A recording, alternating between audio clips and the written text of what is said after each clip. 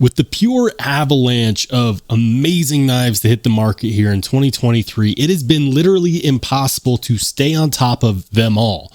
And while I would love to be able to just go out and buy all of the ones that I like, that kind of money just isn't feasible. So I wanted to say thank you to the Matsey for sending this my way. In my hands is a brand new release from the Matsey, which is going to be available for pre-order very soon. Today, we're going to talk about it to give you the idea of whether or not it's something that you should put your money on. And trust me, I think you're going to like it. I'm Rollshambo, and this is the Matsey Lynx.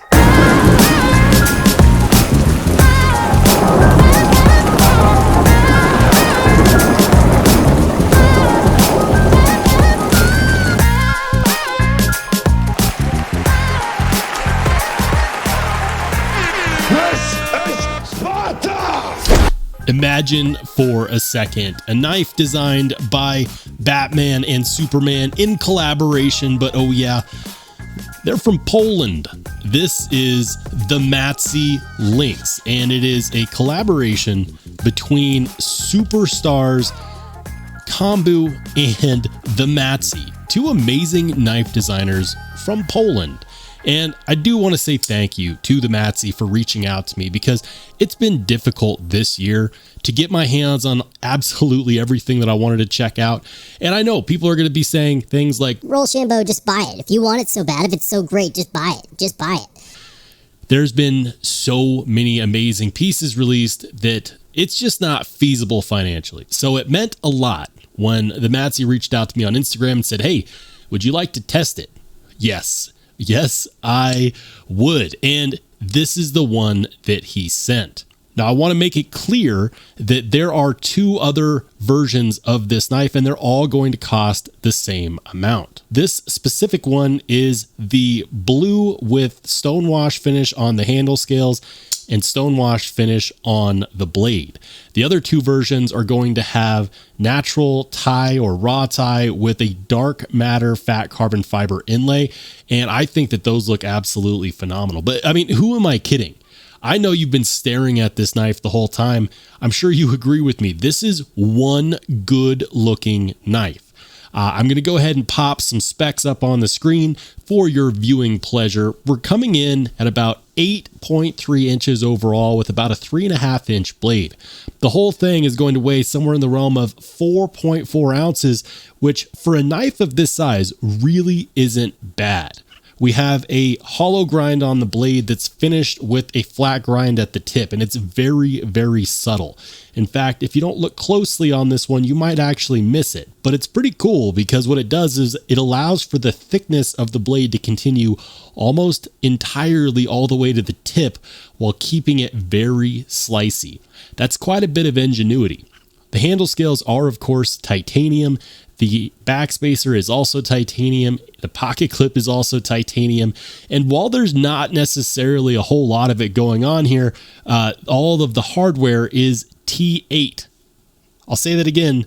The limited amount of hardware we have here, which includes one body screw and one pivot screw and one lock bar insert, it's all T8. Thank you. I love not having to mention that I wanted T8 hardware from the start. Even though it might not seem like a huge thing, the small details like that tell you a lot about the people behind this design. It tells you that they listen to the community, it tells you that they care, and that they're also knife fanatics themselves. Sometimes it feels like a lot of knife manufacturers don't really think about the end user in that light, because I don't know about you, but I do in fact enjoy taking my knives apart and maintaining them. From the design perspective, this is a beautiful knife for a lot of different reasons. The first is that you might notice there are no screws protruding from this pocket clip. They come in from the bottom. Now, this is not a reversible pocket clip, which is a bit of a bummer. However, with most of the population being right-handed, this will serve most people's purposes. Will there be a left-handed version at the pre-order? I'm not entirely sure, but personally, I wouldn't count on it. More on the design. Kombu is everywhere on this knife. Kombu has a thing for blade shapes like this that are almost a straight back design but lean more towards the drop point. He does things like compound style grinds, and he also is a phenom when it comes to contouring the handle scales. There is so much depth and dimension to these handle scales. Check it out. We've got 1, 2, 3, 4, 5, 6 different surfaces on this knife. And, you know, if we were to go ahead and compare it to another knife, even one such as my heavily modified Demko 8020.5, you'll see that in comparison, the Demko 8020.5 looks rather flat and two-dimensional by contrast. For size comparison, you will notice that the Lynx is quite a bit longer and the blade profile is actually a bit wider as well. So if you want a bigger looking knife, the best part about this one is that it doesn't look big, but it's a full-sized badass. More to the point, it's not that everything on here is amazing. For example, as a user, I do appreciate having jimping on the spine of the blade because I'm going to use my knife like this. I want my thumb to have that extra purchase, and to be quite honest with you, a little bit of jimping would have been appreciated, even though it may have interrupted the design flow. Is it a deal breaker? Absolutely not. Also, there is a sharper corner, and I'm going to say sharper not because it's sharp. Let's not get it twisted. There are absolutely no actually sharp edges on here except for the one that you want to be sharp, but right here on the pocket clip, there's a point where you have 3 edges aligning, and that right there does come out to be a little bit pokey. Is it something that you noticed? No, not unless you have the knife in your hand like this, which is not necessarily a natural grip, but it is at the point in which you would notice that. Being a frame lock, we have a lockup of what I would call about 35 to 40%. It's very competent, and it leads to having absolutely no blade play, up, down, left, or right. That is pretty good.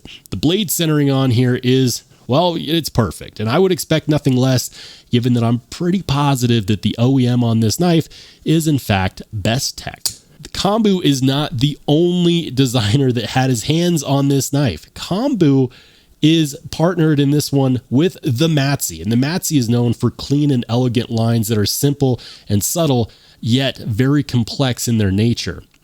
Just check out these other couple designs from the Matsey, which are very popular within the community. The marriage between these two design languages is stunning, and I, for one, had to immediately reach out to the Matsey and say, hey man, by any chance, are you guys planning on any collaborations in the future? And all he would tell me was, keep your eyes peeled. There might be more coming. That's all I've got for you guys. So if you really like this collaboration, you like this design language intertwining, definitely keep an eye on the Matsey's and Kombu's Instagram because they did a phenomenal job. And I do think that there's going to be more coming. I just don't know what that's going to be. Is it worth the $297 that you can get on special pricing for the pre-order? That's going to be a question that you have to answer for yourself. What it comes down to is, do you like premium materials like M390 titanium? Do you like premium level design language like having a pocket clip that doesn't show protruding screws and a backspacer which helps protect, the tip of your blade? Do you like things like hidden flipper tabs which allow you to deploy it without having the flipper tabs stick out as a pocket pecker? Do you like being able to trigger pull and really choke up on the knife? Do you like functional art? Because that's what this is. This isn't just a knife. If this was just a knife, then it wouldn't be worth the $300 price tag, but it's not. This is something that was going to sing to enthusiasts, and I don't think that you can go wrong with any of the variants. But like I said before, you can get either the ones with the inlay or this one that has the stonewashed titanium, full titanium handle scales.